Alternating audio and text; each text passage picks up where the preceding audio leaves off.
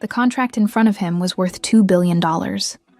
Lee Dong-wook's signature would seal the largest merger in DW Group's history, cementing his position as Seoul's most powerful CEO. But as he held the Mont Blanc pen, a gift from his late adoptive mother, his hands trembled, not from nervousness about business, from emptiness. "Sajang-nim, the board members are waiting," whispered Kim Ji-hoon, his secretary, adjusting his glasses nervously.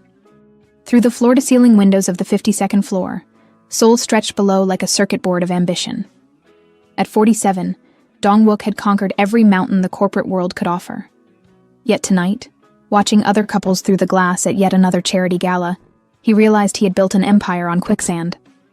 3 hours later, he abandoned his own merger celebration. The tuxedo was replaced by jeans and a simple white shirt, clothes that felt foreign after decades of Armani suits. He needed to feel human again, to walk among people who didn't know the DW Group logo, who wouldn't bow and call him Sajang-nim with calculated respect. In the crowded streets of Myeongdong, between street vendors selling hotteok and tourists taking selfies, he finally breathed.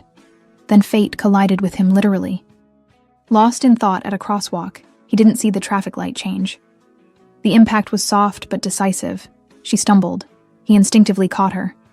Curly hair brushed his face. Vanilla scent invaded his senses. Maya Johnson, 38, architect from Los Angeles, tourist with a crumpled map and a smile that would haunt his dreams.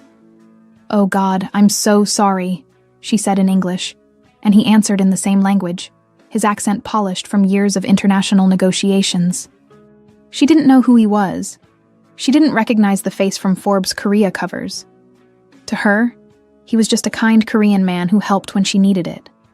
But what Maya didn't know is that this collision would change both their lives forever, and that the man holding her hand was about to risk everything he had built for the one thing money could never buy.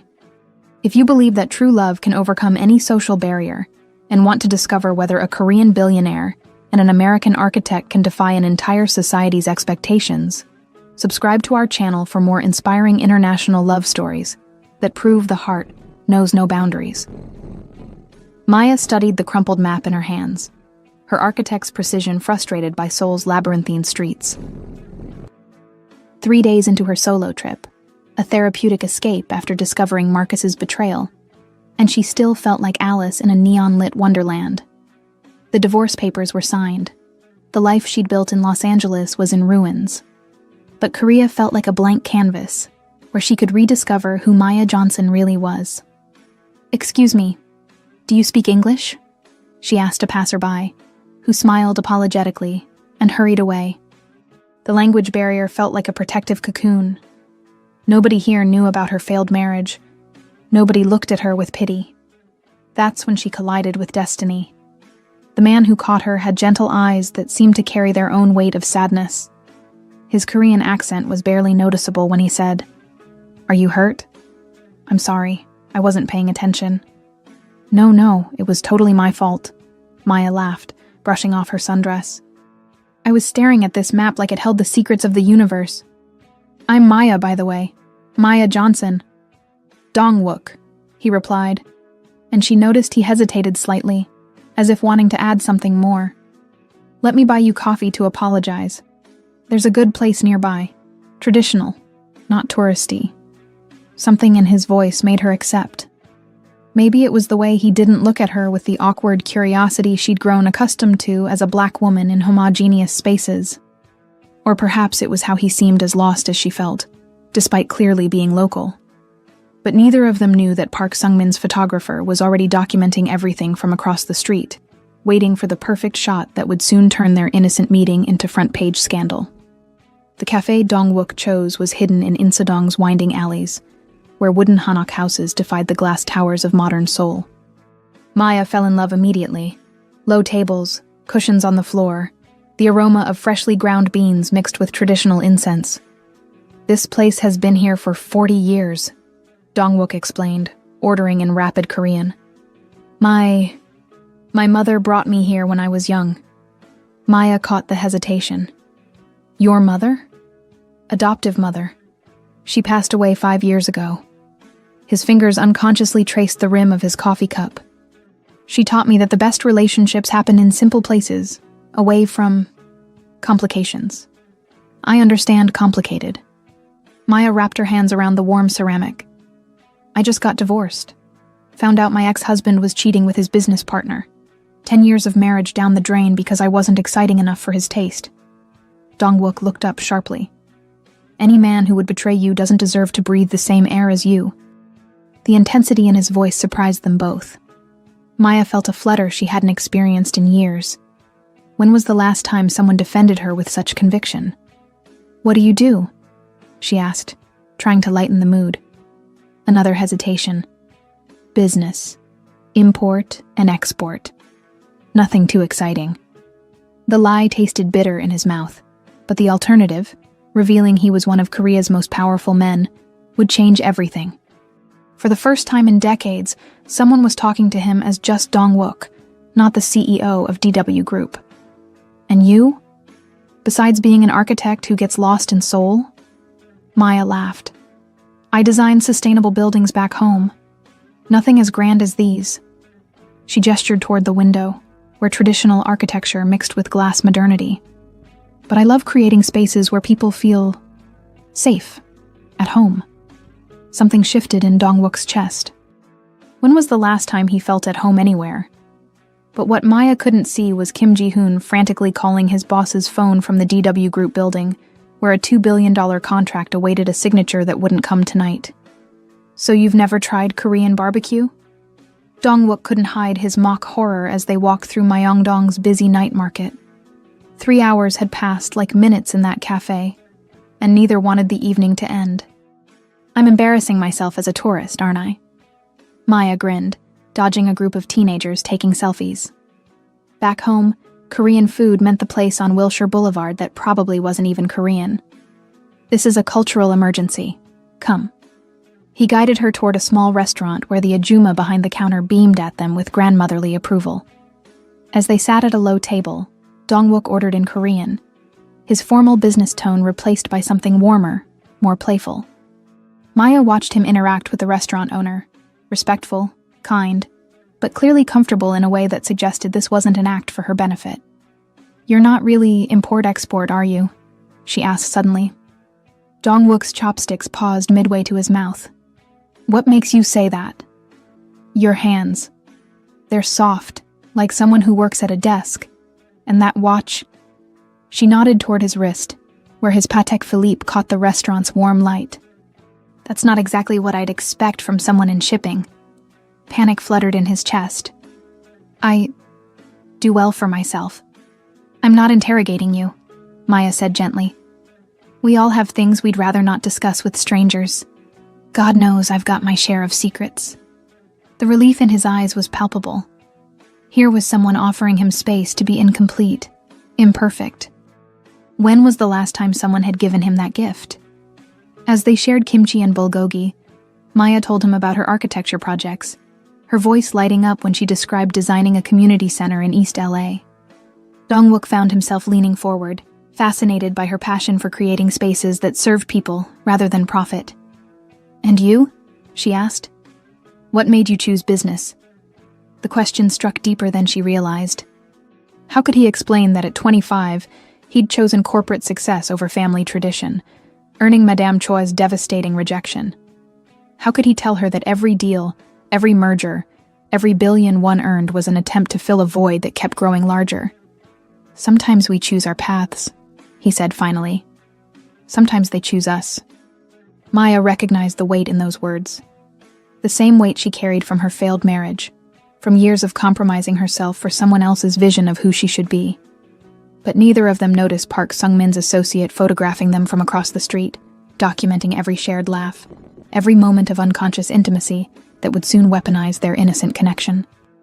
Kim Ji-hoon found them by accident, or perhaps by the GPS tracker he'd discreetly activated on his boss's phone when Dong-wook disappeared from the merger celebration. The secretary's heart nearly stopped when he saw the CEO of DW Group sitting on a floor cushion, laughing with a foreign woman as if he were any ordinary Seoul resident. "Sajang-nim," Ji-hoon said quietly, approaching their table with the careful respect drilled into him by Korean corporate hierarchy. The joy drained from Dong-wook's face instantly. Maya watched the transformation with architectural precision. The way his shoulders straightened, how his expression became carefully neutral, the sudden distance in his eyes. Maya, this is my associate, Kim Ji-hoon. Ji-hoon, Maya is a tourist from America. Ji-hoon bowed politely, but Maya caught the tension. Something was wrong. Nice to meet you, she said in her careful Korean phrases, earned from 3 days of guidebook study. The merger documents, Ji-hoon said in Korean, keeping his voice low. The board is asking questions. Not now, Dong-wook replied in the same language, his tone carrying the authority that made grown men in $1,000 suits tremble. Maya understood none of the words but everything about the dynamic. This wasn't a business associate. This was someone who worked for Dong-wook. And from the deference in the younger man's posture, worked for someone very important. I should probably head back to my hotel, Maya said, gathering her purse. Early morning tomorrow. I'm visiting Gyeongbok Palace. Wait. Dong-wook's hand brushed hers, sending electricity up her arm. Would you like company? I could show you around, if you're interested. Something in his voice, vulnerable, hopeful, made her nod. I'd like that, a lot. As they exchanged phone numbers, Ji-hoon watched with growing alarm. In 15 years of working for Lee Dong-wook, he'd never seen his boss look at anyone the way he was looking at this American woman. And in Korean corporate culture, where every relationship could become a liability, this felt like watching his employer walk toward a cliff. But Maya felt like she was finally walking toward sunlight after months of emotional winter. What she didn't realize was that the man whose gentle touch still warmed her hand controlled more wealth than some small countries, and that tomorrow's palace visit would begin a love story that would challenge every rule of Korean society. Maya's hotel room at the Loda in Myeongdong felt too small for her excitement. She traveled to Seoul to forget Marcus and rediscover herself, but instead found someone, entirely unexpected. Dong-wook's smile haunted her thoughts as she tried to sleep, along with that moment of tension when his colleague appeared. The next morning, she chose her outfit carefully, a flowing midi dress that felt both respectful and confident. Korean fashion seemed to balance tradition with modernity, and she wanted to honor that while staying true to herself. Dong-wook was waiting by Gyeongbok Palace's main gate, looking effortlessly handsome in dark jeans and a white button-down. The casual clothes transformed him from the mysterious businessman into someone who could be hers, if she were brave enough to imagine it. Ready for 500 years of Korean history? He asked, and she noticed he seemed more relaxed than last night, as if sleep had resolved whatever tension his colleague brought. As they walked through the palace grounds, Dong-wook proved to be an unexpectedly knowledgeable guide. He told her about the Joseon dynasty, with the passion of someone who genuinely loved Korean culture, not the rote memorization of tourist facts. This pavilion, he said, stopping beside a delicate wooden structure reflected in a serene pond, was where the queen held her morning meetings with court ladies. She believed that important decisions should be made in beautiful places, surrounded by peace. Smart woman. Maya pulled out her sketchbook, rapidly capturing the pavilion's elegant lines. Architecture isn't just about function, it's about how spaces make people feel. Dong-wook watched her draw, mesmerized by the focused intensity on her face. You make it look so easy. 20 years of practice. My dad always said I saw buildings before I saw people. Maya looked up, realizing how personal she'd become. Sorry, I tend to ramble about work. Don't apologize. It's beautiful, watching someone talk about their passion. He gestured toward her sketch. You've captured something I've walked past hundreds of times, but never really seen. The compliment warmed her more than the morning sun. Marcus had always changed the subject when she talked about architecture, calling it shop talk. Having someone genuinely interested in her thoughts felt revolutionary. But as they sat on a bench overlooking the palace courtyard, Maya's phone buzzed with a text from her sister Keisha in LA. How's the healing going? Found any handsome Korean men to distract you from Marcus's bullshit? The reminder of her recent divorce sobered her. Here she was, developing feelings for a man she'd known for less than 24 hours. Was she rebounding, using Dong-wook to fill the hole Marcus left? And what did she really know about him beyond his kindness and mysterious business dealings? What Maya didn't know was that across town, Park Sung-min was reviewing the photographs from last night, planning how to use them to destroy the man who'd humiliated him 15 years ago in their last business partnership. And that her innocent healing journey was about to become the weapon that could bring down Korea's most powerful CEO. The photo appeared on kpopstars.com at 6 a.m. Seoul time. Mystery woman spotted with prominent Korean businessman. Maya was captured mid-laugh at the restaurant, Dong-wook leaning forward with unmistakable interest. The image was innocent but intimate, suggesting a connection that Korean netizens began dissecting immediately. By 7 a.m., Ji-hoon was pounding on Dong-wook's penthouse door in Gangnam, tablet in hand and panic in his eyes. "Sejang-nim, we have a problem." Dong-wook opened the door wearing only pajama pants, his hair disheveled from the first peaceful sleep he'd had in months. "What's so urgent that—" He stopped when he saw the tablet screen. "It's everywhere. Naver, Dispatch, even some international K-drama blogs. They don't know who you are yet, but it's only a matter of time." Ji-hoon's voice carried 15 years of protective instinct. "If they identify you as DW Group's CEO, and her as a foreign woman..." The unfinished sentence hung between them like a sword. In Korean corporate culture, a chaebol dating a foreigner, especially a Black American, would become national scandal. The stock price would fluctuate, board members would demand explanations, conservative shareholders might revolt. Dong-wook stared at the photo. Maya looked radiant, genuinely happy in a way that made his chest tight with unfamiliar longing. How did they get this? Unknown source. Professional quality, so not a tourist with a phone. Ji-hoon pulled up more images. Whoever took these knew what they were doing. As if summoned by their conversation, Dong-wook's phone buzzed with a text from Maya. "Good morning. Last night was amazing. Still thinking about that pavilion story." The simple message, so different from the calculated communications he usually received, made his decision for him. "Clear my morning schedule." "Sir?" "I'm meeting Maya at the palace." "And Ji-hoon?" Dong-wook's voice carried the authority that had built an empire. "Find out who took those pictures."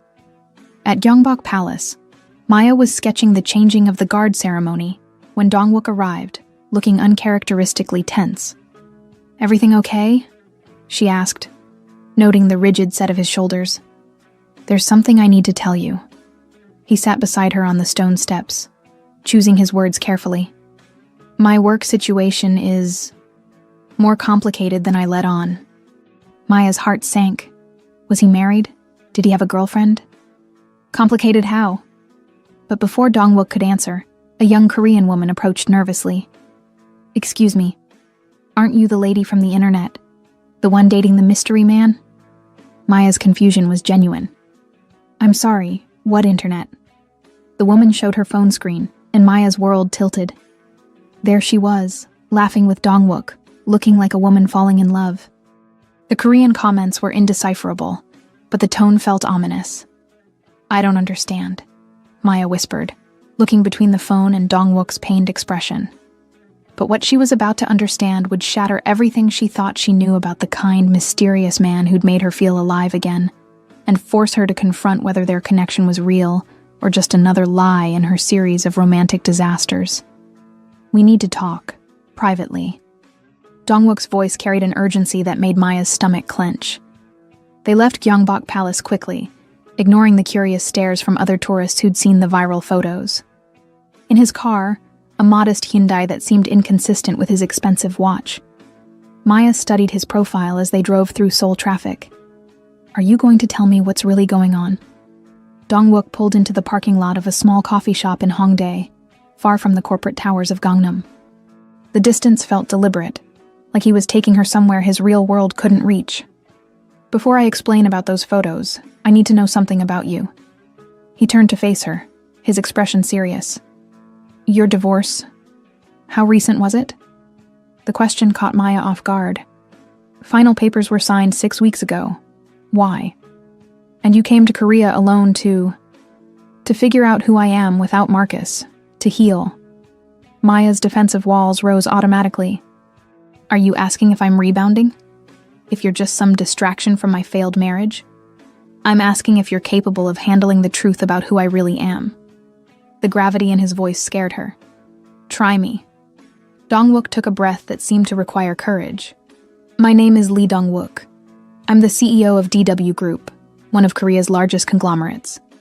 Those photos aren't just gossip. They're potentially front-page news that could affect thousands of jobs, billions in stock value, and my entire reputation. Maya stared at him. You're telling me you're like Korean millionaire famous? Billionaire? And yes. The parking lot suddenly felt too small, the air too thin. So when you said import-export, I lied. When I said I wasn't anyone important, I lied. When I let you pay for your own coffee yesterday, I lied. His hands gripped the steering wheel.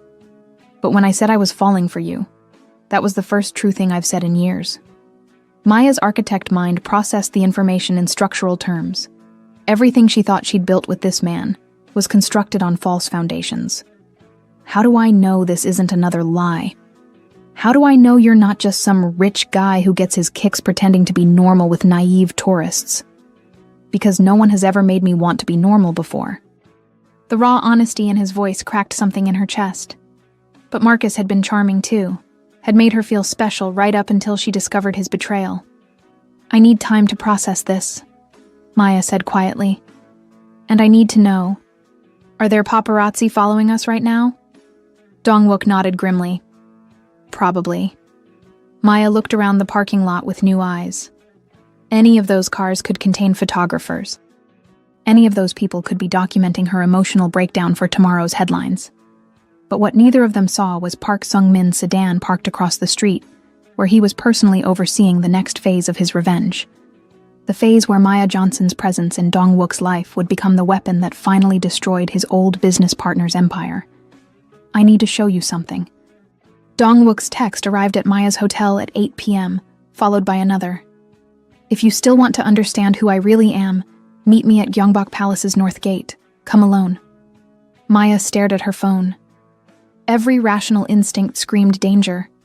Meeting a man she'd known for 2 days, who'd already lied about his identity, at a tourist site after dark. But her heart whispered something different. In all their conversations, she'd seen glimpses of someone desperate to be understood, not used. The palace was closed to regular tourists, but somehow Dong-wook had arranged private access. He waited by the North Gate wearing dark clothes, looking more like a midnight conspirator than a billionaire CEO. How did you... Maya began. Money opens doors, even doors that should stay closed. His smile was sardonic. Welcome to the privileges of the Korean elite. As they walked through the empty palace grounds, moonlight casting silver shadows on ancient stones, Dong-wook's voice carried through the night air like a confession. I was 22 when my adoptive parents died in a car accident. Madam Choi Hee-jin raised me after that. She's considered Korean high society royalty. She wanted me to preserve traditional culture, become a scholar, maybe run a cultural foundation. His footsteps echoed on the stone pathways. But I chose business instead. International markets, technology, everything she considered Western corruption of Korean values. Maya listened, hearing pain beneath his words. She disowned me for it. Said I'd dishonored everything she'd tried to teach me about what it meant to be Korean. They stopped beside the same pavilion where Maya had sketched yesterday. I built DW Group partly to prove her wrong, partly to prove I was worthy of something. But success without connection is just expensive loneliness. Is that why you've never married? Maya asked gently. Korean society expects men in my position to marry appropriate women, daughters of other chaebol families, arrangements that strengthen business alliances. His laugh was bitter. Love is considered a luxury, even a liability. Emotional vulnerability can be exploited by competitors. Maya felt pieces clicking together. Like Park Sung-min. Dong-wook's head snapped up. How do you know that name? I Googled you after this afternoon. Park Sung-min, SM Corporation, some kind of business rivalry that goes back years. She studied his expression. He's the one who leaked those photos, isn't he? The silence confirmed her guess. Maya, Being with me puts you in danger you don't understand. Korean corporate warfare isn't just about money. It's about reputation, family honor, social destruction. Dong-wook turned to face her fully. If Park exposes our relationship, the media will dissect every aspect of your life. Your divorce, your race, your motivations for being with me. They'll paint you as a gold digger or worse. And you as what? A fool who let his heart compromise his judgment. Maya walked to the pavilion railing, looking out at the empty courtyard. So what are you saying? That we should stop seeing each other to protect your image? I'm saying I'm 47 years old, and I've never felt about anyone the way I feel about you. But I'm also saying that choosing love over empire might cost me everything I've built. The weight of his admission settled between them. Maya understood she wasn't just being asked to date a man. She was being asked to enter a war where her very existence would be a weapon used against him. But what Dong-wook didn't tell her was that Park's plan was already in motion, and that tomorrow's headlines would force them both to make choices neither was prepared for. Park Seung-min's office on the 48th floor of SM Corporation commanded a view of DW Group's headquarters, a daily reminder of the humiliation he'd endured 15 years ago. The business partnership that ended with Dong-wook exposing his embezzlement had cost Park everything: reputation, marriage, his father's respect. Now, watching security footage of Dong-wook's midnight palace visit with the American woman, Park smiled for the first time in months. "Sir, the journalist from Seoul Economic Daily is here," his assistant announced. Kim Tae-sung entered, tablet loaded with photos and a hunger for the kind of story that made careers. "Mr. Park, the evidence you've provided is extensive. Lee Dong-wook thinks he's untouchable because of his corporate success," Park said, not bothering with pleasantries. "But Korean society still has standards. A chaebol CEO openly dating a foreign woman, especially an American black woman, will trigger every conservative instinct in our culture." The journalist scrolled through images, Dong-wook and Maya at the restaurant, walking through the palace, sitting intimately in his car. The public will certainly have opinions. More than opinions. Shareholders will panic.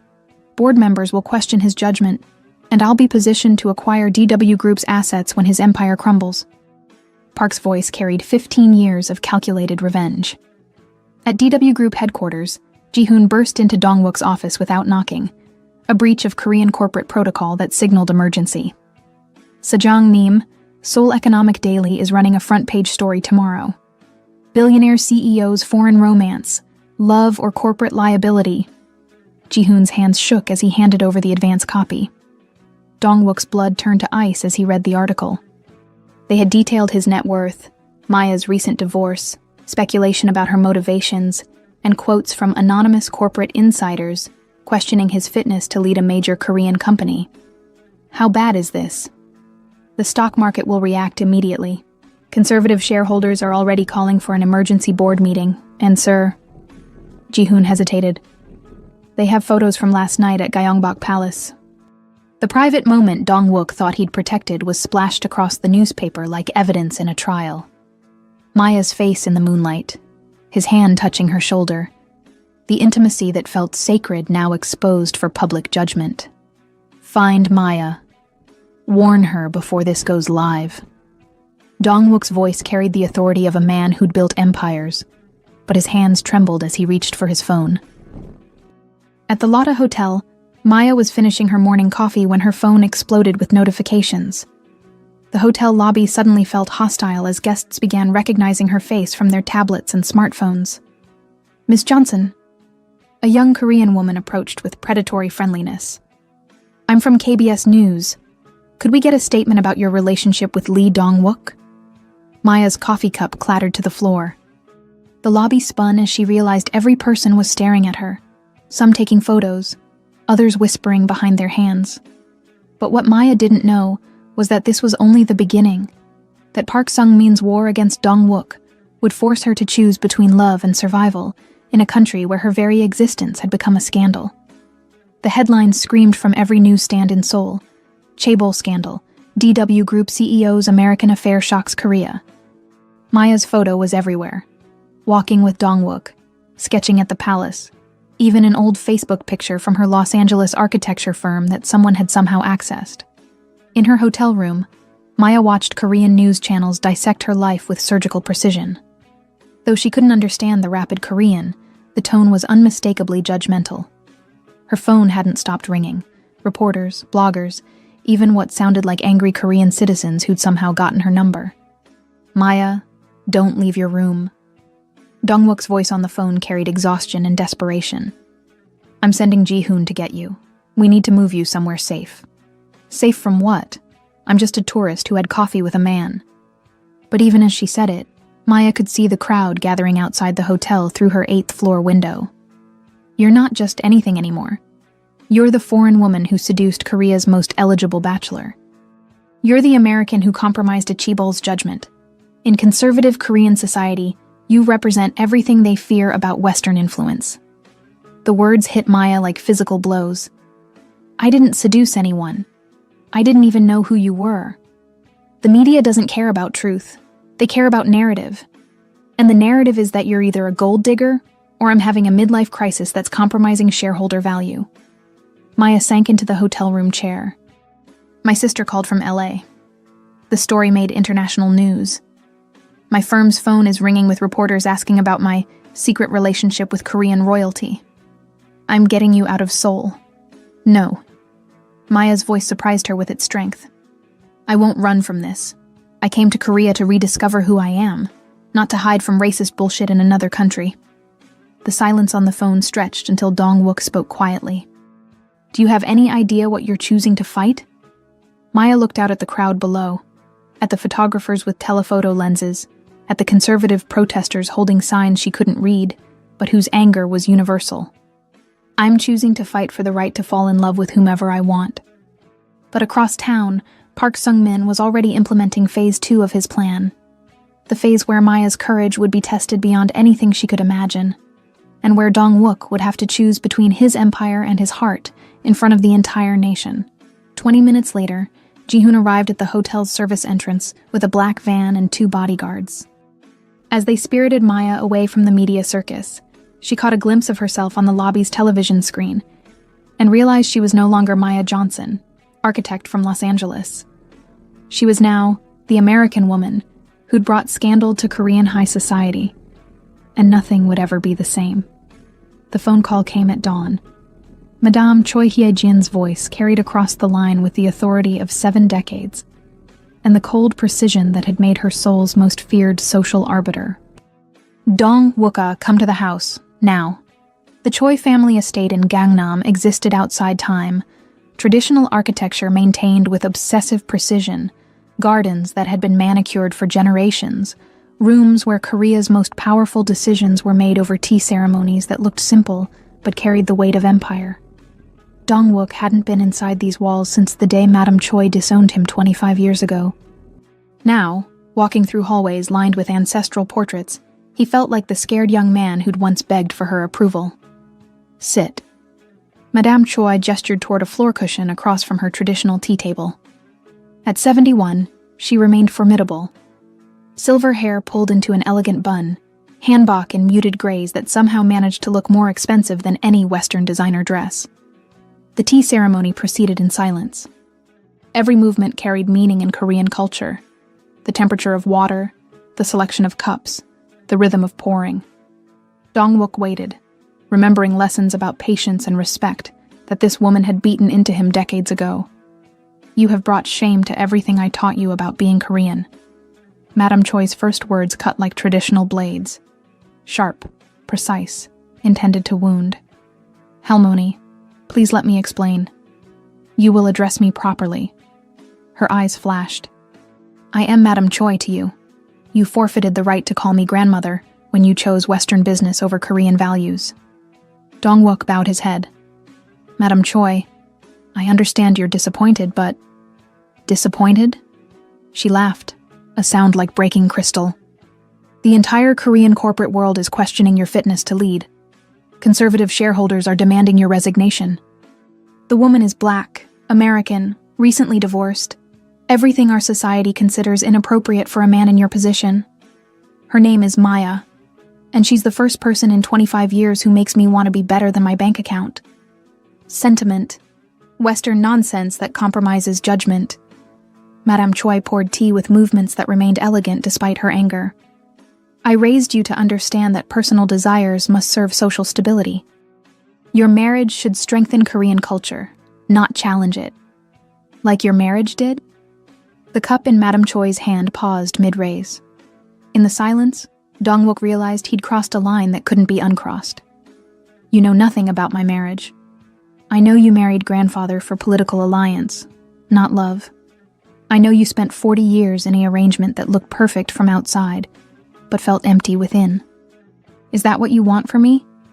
Madame Choi set down her cup with deliberate control. What I want is irrelevant. What Korea needs is leadership that respects our values. And what if our values are wrong?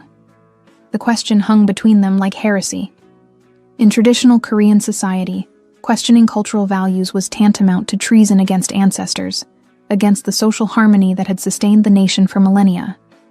But what Madame Choi didn't tell Dong-wook was that hidden in her private study was a photograph, herself at 25, laughing with the American soldier during the Korean War, the love she'd sacrificed for duty and social expectations.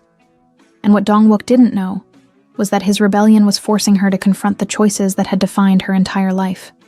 The DW Group board meeting was scheduled for 2 p.m. But by noon, protesters had gathered outside the glass headquarters in Gangnam. Conservative groups held signs demanding Korean values first, while international supporters countered with love has no borders. The scene looked like a cultural war using a billionaire's love life as the battlefield. Inside the 42nd floor boardroom, 12 of Korea's most powerful businessmen waited with expressions ranging from concern to barely concealed hostility. These were men who'd built fortunes on traditional hierarchies, who viewed social stability as the foundation of economic success. Dong-wook-si, began board chairman Kim Min-ho, using the formal honorific that created distance. The shareholders are concerned. Stock price dropped 8% yesterday, added Director Park Jae-won. International media attention is making our corporate partners nervous.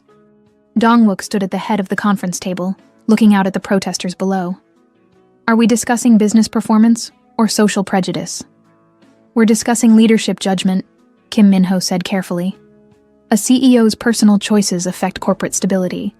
Your relationship raises questions about cultural sensitivity, strategic thinking, long-term planning. My relationship raises questions about racism, Dong-wook replied, turning to face the board. Are we seriously suggesting that DW Group's success depends on the skin color of my girlfriend? The word girlfriend landed like a bomb. In Korean corporate culture, admitting emotional attachment was viewed as weakness, vulnerability that competitors could exploit. It's not about race, Director Lee Sang-min insisted. It's about appropriateness. Korean chaebols have responsibilities beyond personal satisfaction. Responsibilities to whom? To shareholders who profit from our success? To a society that would rather maintain comfortable prejudices than confront uncomfortable truths? The boardroom fell silent. Several directors shifted uncomfortably. Dong-wook was challenging fundamental assumptions about Korean corporate culture, about the balance between individual desires and social expectations. There's another option, Kim Min-ho said quietly. End the relationship. Publicly apologize for the distraction. Marry an appropriate Korean woman within 2 years. The media cycle will move on, stock prices will recover, and your leadership will be unquestioned. Dong-wook stared at the 12 men who held his corporate fate in their hands. Men he'd known for decades, whose children he'd watched grow up, who'd celebrated his business successes at countless company dinners. And if I refuse, then we'll be forced to consider leadership alternatives. The threat was veiled, but clear. Even in Korea's hierarchical culture, board members could remove a CEO if corporate interests demanded it. Dong-wook's phone buzzed with a text from Maya. Whatever happens today, I want you to know. Loving you has made me braver than I thought possible. The message gave him strength he didn't know he needed. Gentlemen, I've built DW Group into one of Asia's most successful corporations. Our international expansion, our technological innovations, our philanthropic initiatives, All of this happened under my leadership. Are you really willing to sacrifice proven corporate success for social conformity? But what Dong-wook didn't know was that Park Sung-min had already approached 3 board members with acquisition offers, promising them executive positions in a restructured SMDW conglomerate. The battle for his company was being fought on multiple fronts, and Maya had become the perfect weapon to turn his own board against him. Maya's hands shook as she packed her suitcase in the safe house Ji-hoon had arranged, a modest apartment in Hongdae, far from the media circus that had consumed her life. 3 days of constant scrutiny had stripped away every illusion she'd held about international romance and cultural acceptance. "I can't do this anymore," she told Dong-wook over video call, her voice cracking with exhaustion. "The photographers followed me to a coffee shop yesterday. They're calling my mom in Detroit, asking about my pattern of failed relationships. Korean blogs are analyzing my college photos for Christ's sake." Dong-wook's face on the screen looked haggard. The board meeting had lasted 4 hours, ending with an ultimatum. Choose the company or choose Maya. "I'm trying to find a way through this that doesn't destroy everything." What if there isn't a way? Maya set down her folded clothes and stared directly into the camera. What if loving me costs you your life's work? My life's work means nothing if I can't share it with someone who matters. The words should have made her heart soar. Instead, they felt like chains. "That's not fair, Dong-wook. You can't put that kind of responsibility on me." "What responsibility?" "The responsibility of being worth your sacrifice." Maya's voice broke completely. "I came to Korea to heal from one man who made me feel like I wasn't enough. I can't stay and watch another man lose everything because I'm too much." On the screen, Dong-wook's expression shifted from confusion to understanding. "Maya, this isn't about you being too much. This is about a society that's not ready for change." Same result, different excuse. Maya wiped her eyes with the back of her hand. "I've booked a flight for tomorrow night. I'm going home." "Don't do this. Don't let them win." "Win what?" "This isn't a game, Dong-wook. This is real life with real consequences. Your employees depend on you. Your company supports thousands of families. How can I ask you to risk all of that for a woman you've known for a week? Because in that week, you've shown me what it feels like to be alive." Maya closed her eyes, trying to memorize his voice, his face, the way he made her feel seen and valued. "And you've shown me what it feels like to be loved. But sometimes love isn't enough. It has to be enough. Not in this world. Not with these stakes." Maya reached for the laptop to end the call, then paused. "I love you, Lee Dong-wook. I love you enough to save you from choosing between me and everything else you love." She closed the laptop before he could respond, then sat on the floor of the anonymous apartment and cried for the dream they'd built and the reality that was tearing it apart. But what Maya didn't know was that her departure would force Dong-wook to make the most radical decision of his life, and that sometimes losing everything is the only way to discover what actually matters. The airport looked like a war zone.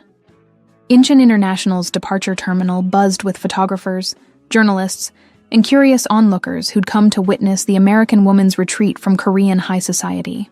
Maya sat in the VIP lounge Ji-hoon had arranged, watching planes take off through floor-to-ceiling windows and wondering if she was making the biggest mistake of her life. Her phone had been turned off since morning.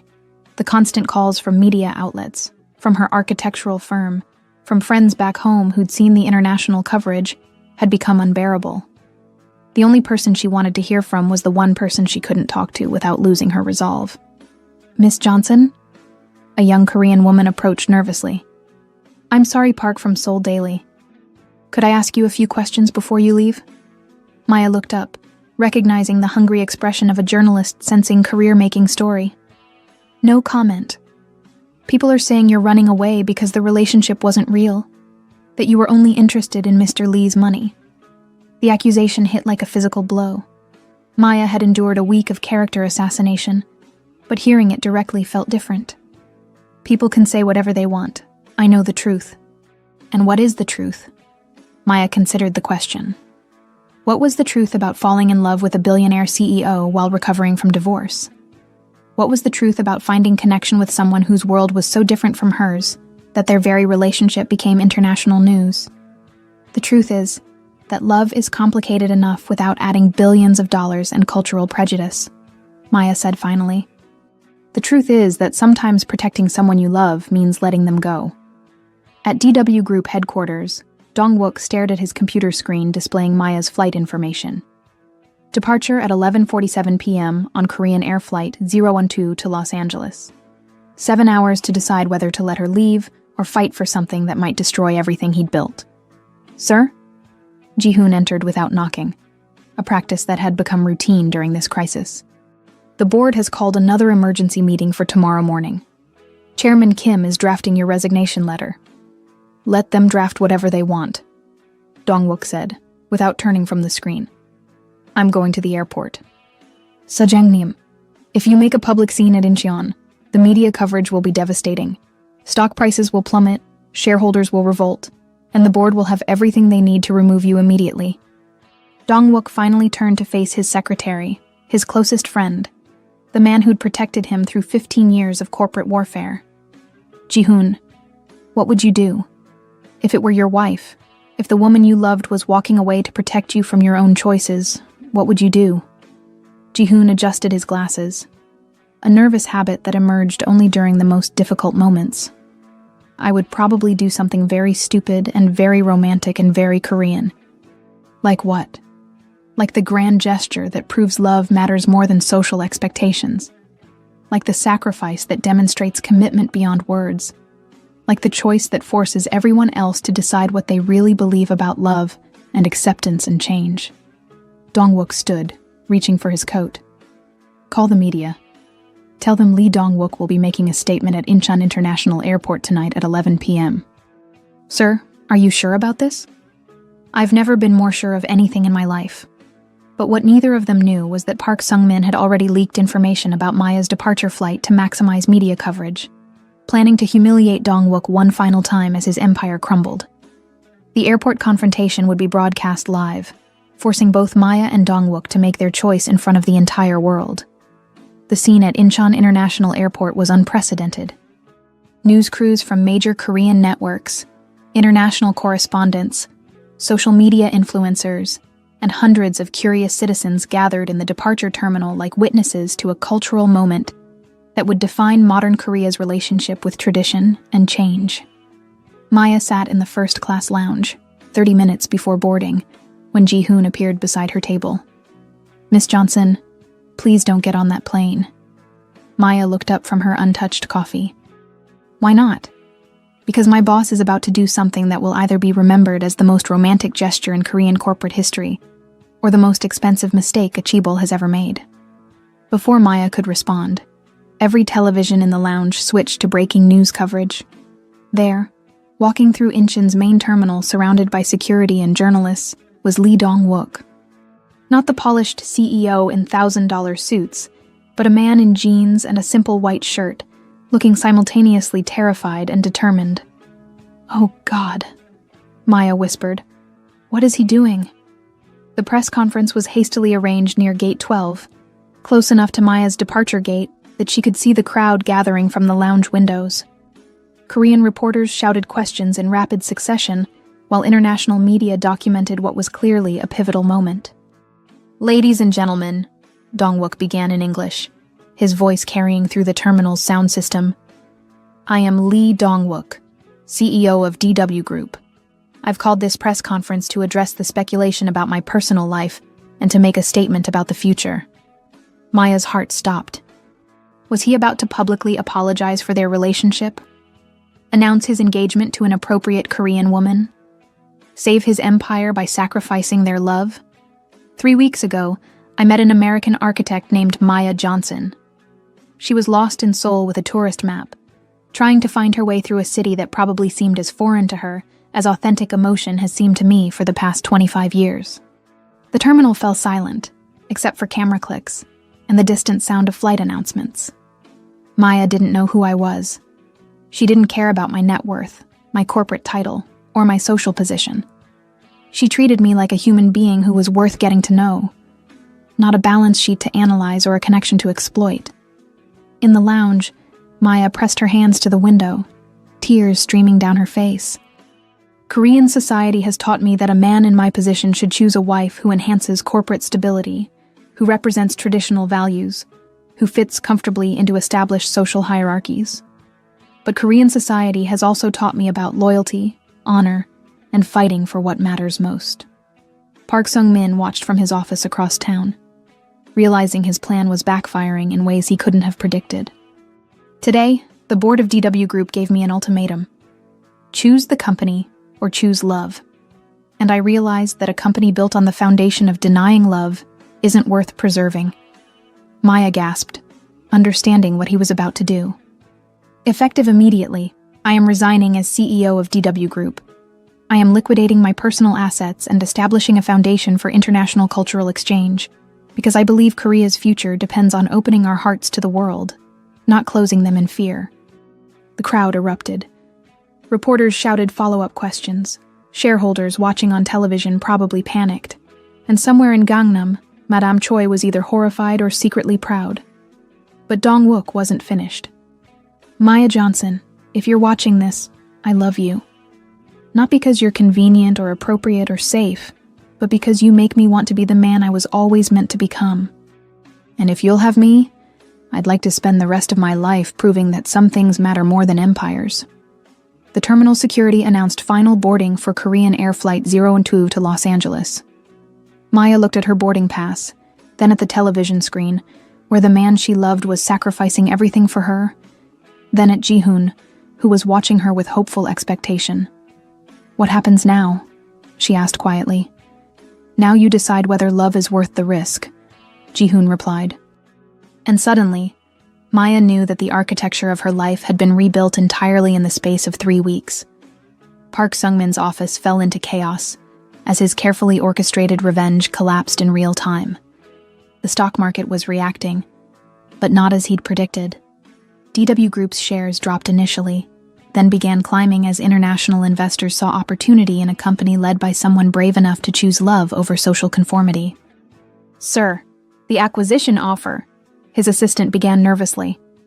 "Is worthless now," Park snarled, watching Dong-wook's press conference on 3 different news channels. "He's not destroyed. He's become a folk hero." Social media exploded with our love over empire hashtags. Korean millennials praised Dong-wook's courage. International audiences celebrated the romantic gesture. And even some conservative voices admitted grudging respect for a man willing to sacrifice everything for principle. But Park Sung-min hadn't spent 15 years planning revenge only to watch it crumble in a single afternoon. If public humiliation wouldn't work, more direct methods would have to suffice. At Incheon Airport, Maya stood at the gate, boarding pass trembling in her hand. Through the windows, she could see Dong-wook still surrounded by reporters, still answering questions about love and sacrifice and the future of Korean corporate culture. Final boarding call for Korean Air Flight 02 to Los Angeles. Maya looked at Ji-hoon, who was watching her with an expression that somehow managed to be both desperate and respectful. "If I don't get on this plane, what happens?" "I honestly don't know," Ji-hoon admitted. "My boss just gave up a multi-billion-dollar empire for love.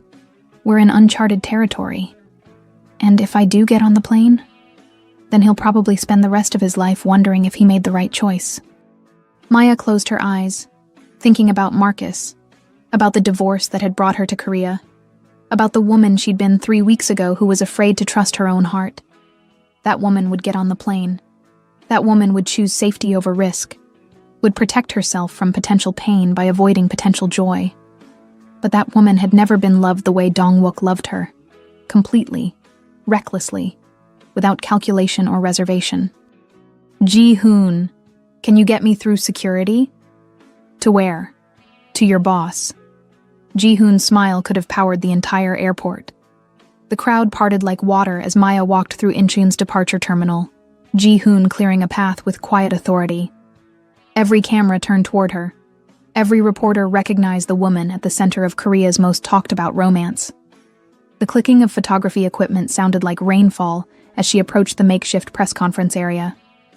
Dong-wook was mid-sentence, explaining his decision to establish the cultural foundation, when he saw her. The words died in his throat. The sophisticated CEO who could command boardrooms and negotiate billion-dollar deals was suddenly just a man staring at the woman who'd changed everything. Maya? She stood at the edge of the press area, aware that hundreds of people were watching, that this moment would be broadcast around the world, that whatever happened next would define not just their relationship, but their entire future. "You missed something in your press conference," Maya said, her architect's voice carrying clearly through the terminal. "What did I miss?" "You forgot to ask me what I wanted." The crowd held its breath. Korean reporters exchanged glances, unsure whether this was romantic drama or cultural catastrophe. International media sensed the kind of moment that becomes viral within hours. Maya walked closer until she stood directly in front of Dong-wook, close enough to see the hope and terror warring in his eyes. 3 weeks ago, I came to Korea to figure out who I was without my ex-husband. I thought I needed to be alone to heal, to rediscover my independence. Her voice wavered slightly, but she continued. What I found instead was a man who made me braver than I thought possible, who made me want to fight for love instead of running from it. Dong-wook reached for her hand, and she didn't pull away. Lee Dong-wook, you just gave up everything you built to prove you love me. But you should know, I fell in love with the man who bought me coffee and listened to my stories about sustainable architecture. I fell in love with someone who made me feel seen and valued and worth protecting. The silence in the terminal was complete. I don't need you to sacrifice your empire for me. I just need you to choose us, whatever that looks like. Dong-wook's response was barely a whisper, but the microphones caught every word. Are you staying? I'm staying, but not as the American woman who caused a scandal. I'm staying as Maya Johnson, architect, who fell in love with Lee Dong-wook, human being, and who's brave enough to build something new together. The kiss that followed was captured by dozens of cameras and would become one of the most watched moments in Korean social media history. But for Maya and Dong-wook, the world disappeared into a single point of connection that felt like coming home. But across town, Park Sung-min was already implementing his final, most dangerous plan, one that would test whether their love could survive not just social pressure, but actual physical threat. The media circus at Incheon had transformed into something resembling a celebration. Korean Air delayed Flight 012 by 30 minutes to accommodate the international attention, understanding they were witnessing a moment that would be remembered in Korean corporate history. Passengers pressed against terminal windows to watch the real-life drama unfolding in the departure area. Maya and Dong-wook stood in the center of it all, hands clasped, fielding questions from reporters who seemed genuinely invested in their love story, rather than just hunting for scandal. Miss Johnson, what made you decide to stay? Asked a correspondent from CNN International. Love isn't supposed to be easy, Maya replied, surprised by her own confidence. But it's supposed to be worth fighting for.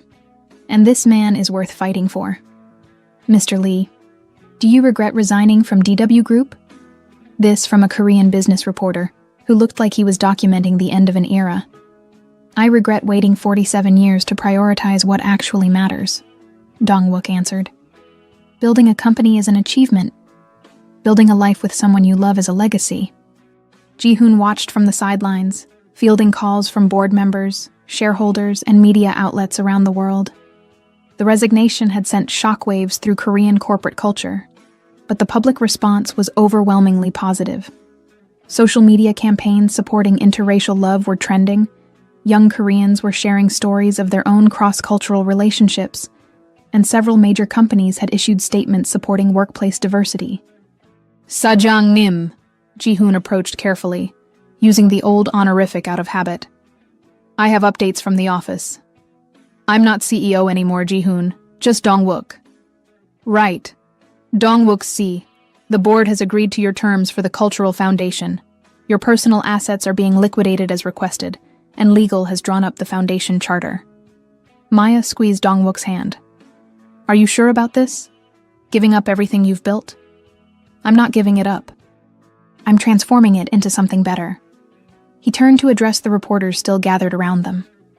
The Lee Johnson Foundation for International Cultural Understanding will promote cross-cultural education, support international students studying in Korea, and provide grants for artistic collaboration between Korean and international creators.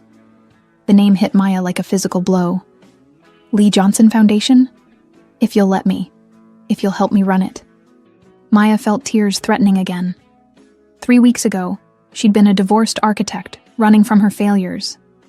Now she was being asked to help reshape Korean corporate philanthropy with a man who'd literally given up billions for love. I don't know anything about running a foundation. I don't know anything about loving someone this much. We'll figure it out together. But their moment of triumph was interrupted by Ji-hoon's phone ringing urgently. His face went pale as he answered, spoke briefly in rapid Korean, then hung up with hands that were visibly shaking. "We need to leave. Now," Ji-hoon said quietly. "Why?" Dong-wook asked. "Because Park Sung-min just leaked your home address to every news outlet in Seoul. But more importantly, he's hired private security to protect his interests regarding the DW Group transition. They're not looking for a conversation." Maya felt the celebration drain away as quickly as it had begun. "What does that mean?" "It means," Dong-wook said grimly, "that choosing love over empire made us targets. And Park Sung-min is done playing games." The airport suddenly felt less like a site of romantic triumph, and more like the opening move in a war that was far from over. The safe house in Gangnam felt like a bunker. Ji-hoon had arranged round-the-clock security after Park Sung-min's hired men were spotted outside Dong-wook's penthouse and Maya's former hotel. Korean corporate warfare had escalated beyond media manipulation into something that felt genuinely dangerous. "I can't live like this," Maya said, pacing the small apartment's living room. "Hiding from hired thugs because I fell in love with the wrong person's business rival." Dong-wook sat on the couch, laptop open, reviewing legal documents that would finalize his break from DW Group. "It's temporary. Once the foundation is established and the corporate transition is complete, Park won't have any leverage." "How do you know that?" The question hung between them. Dong-wook closed the laptop, recognizing the fear in Maya's voice. Not fear of physical danger, but fear of a future defined by other people's hatred.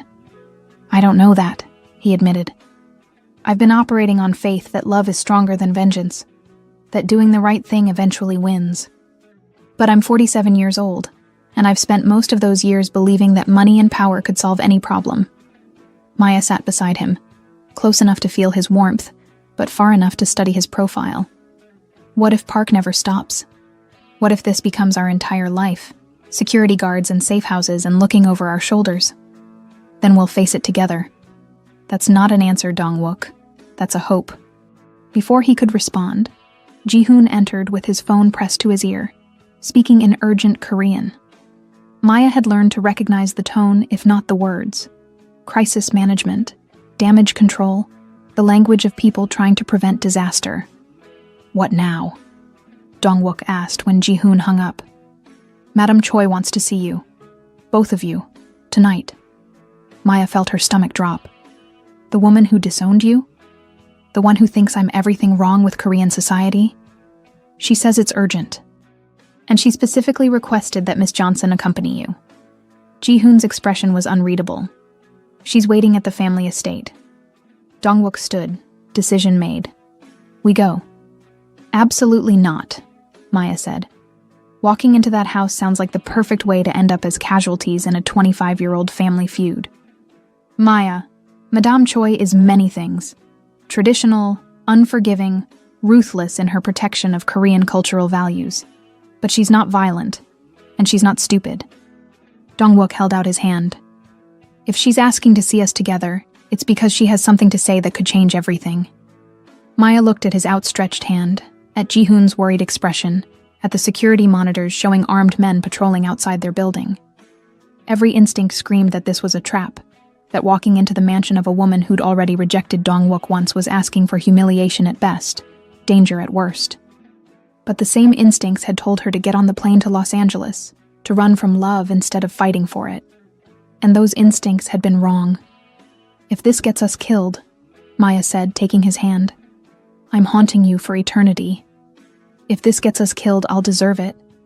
What none of them knew was that Madame Choi had spent the last 3 days watching the international coverage of their love story, remembering her own sacrificed romance, and making a decision that would either redeem 25 years of regret or destroy the last remnants of her social standing forever. The Choi family estate looked different at night. Traditional lanterns illuminated the pathway through gardens that had been maintained for generations, creating shadows that seemed to hold the weight of Korean history. Maya walked beside Dong-wook through courtyards where decisions about the nation's future had been made over tea ceremonies and formal negotiations. Madame Choi waited in the main reception room, dressed in a formal hanbok of deep blue silk that somehow managed to look both ancient and timeless. At 71, she remained formidable.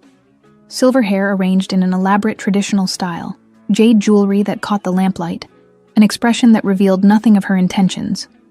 "Sit," she commanded, gesturing toward floor cushions arranged around a low table set for tea.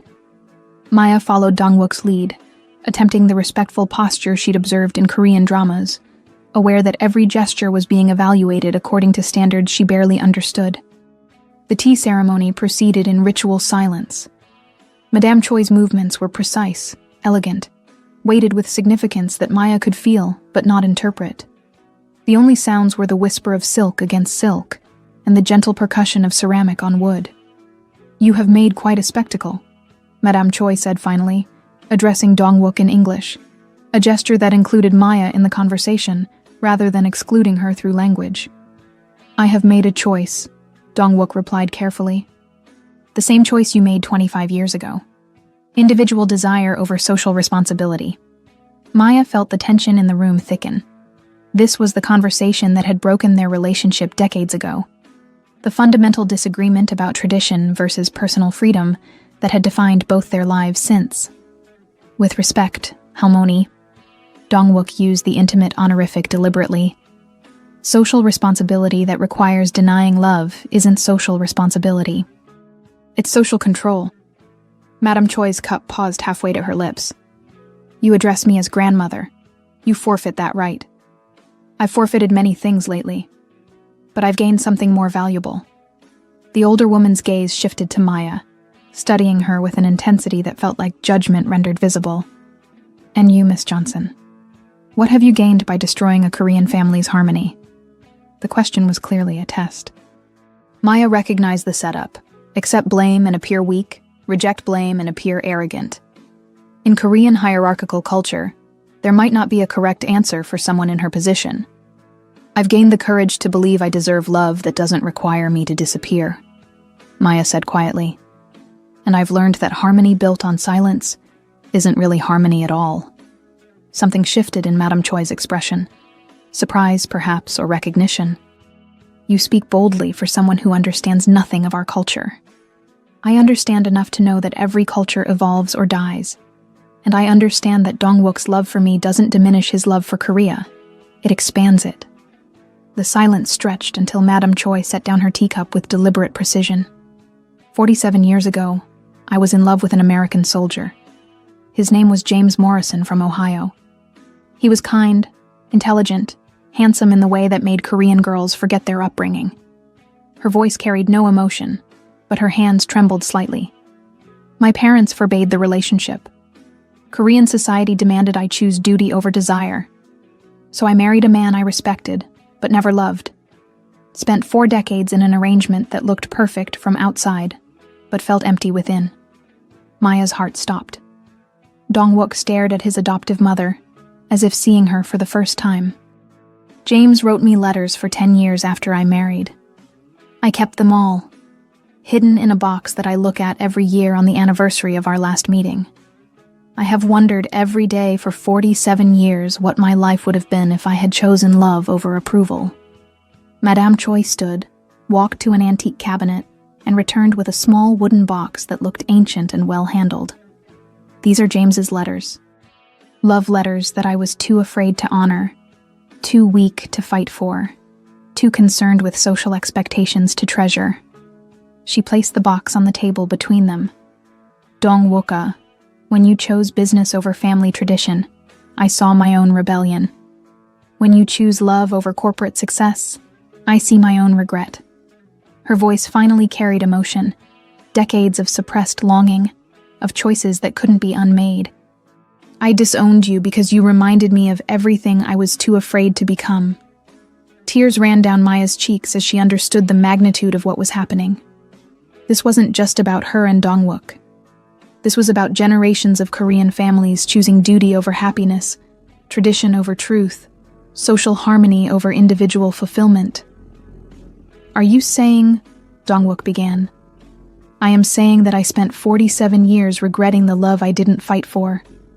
I will not spend my remaining years regretting the love I didn't support."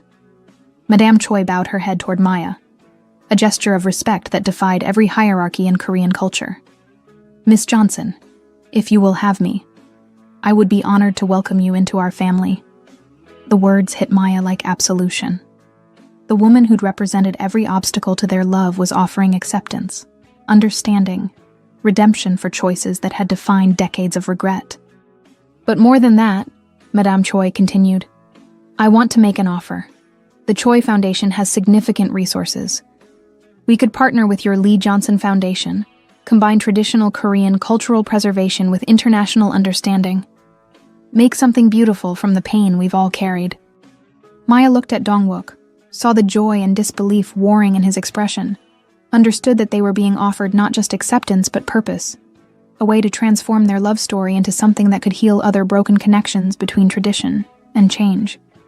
"There's one condition," Madame Choi said. "The wedding must be traditional Korean ceremony. I have been denied the opportunity to see my son married with proper family celebration. I will not be denied again." Maya laughed through her tears, understanding that she was being claimed, protected, welcomed into a family structure that had seemed impossible just hours before. "I would be honored," Maya said, "but I have one condition too." Madame Choi raised an eyebrow. "James Morrison from Ohio. If he's still alive, if he's still single, you're going to write him a letter." The suggestion hung in the air like possibility itself. And for the first time in 25 years, Madame Choi smiled at the prospect of choosing love over fear. 6 months later, the Lee Johnson Foundation for International Cultural Understanding occupied a renovated hanok in Insadong, traditional architecture housing modern purpose. Maya stood in her office, their office, reviewing applications from Korean students seeking study abroad opportunities and American artists wanting residencies in Seoul. Through the window, she could see Dong-wook in the courtyard garden, speaking with a group of high school students about the importance of cultural exchange. He wore simple clothes, jeans, button-down shirt, the same outfit from their first meeting, and looked happier than she'd ever seen him.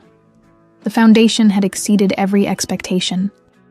International media coverage of their love story had generated donations from around the world, corporate partnerships with companies that wanted to associate with authentic cross-cultural connection, and support from Korean families who were navigating their own intercultural relationships. Park Sung-min had been quietly absorbed into a larger corporation after his vendetta against Dong-wook backfired spectacularly. The Korean public, it turned out, was more ready for change than anyone had anticipated.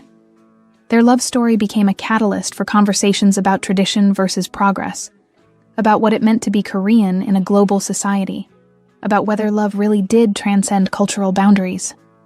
"Maya, see?" Ji-hoon appeared in the doorway, still adjusting his glasses when he was nervous.